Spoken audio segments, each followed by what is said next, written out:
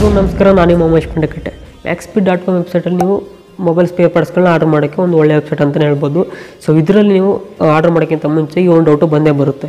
ಇದರಲ್ಲಿ ರಿಟರ್ನ್ ಇದೆಯಾ ಇಲ್ವಾ, ರಿಪ್ಲೇಸ್ಮೆಂಟ್ ಹೆಂಗಿದೆ, ಎಷ್ಟು ದಿನ ರಿಪ್ಲೇಸ್ಮೆಂಟ್ ಇದೆ, ರೀಫಂಡ್ ಇದೆಯಾ ಇಲ್ವಾ ಅಂತ ನಿಮಗೆ ಡೌಟ್ ಇದ್ದೇ ಇರುತ್ತೆ.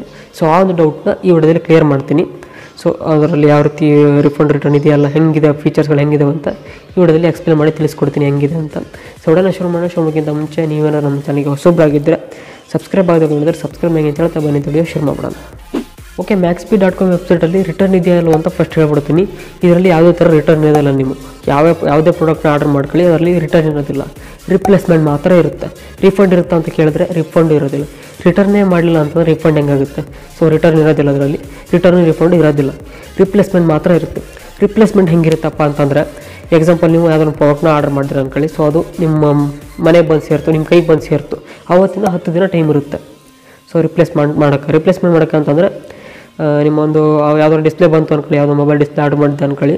ಸೊ ಆ ಡಿಸ್ಪ್ಲೇ ಬರೋಷ್ಟರಲ್ಲಿ ಹೊಡೆದ್ಬಿಟ್ಟಿತ್ತು, ಎಲ್ಲ ಅದನ್ನ ಹಾಕಿದಾಗ ವರ್ಕ್ ಆಗಲಿಲ್ಲ ಅಂತಂದರೆ ಸೊ ನೀವು ರಿಪ್ಲೇಸ್ಮೆಂಟ್ ಮಾಡ್ಕೋಬೇಕಾಗುತ್ತೆ.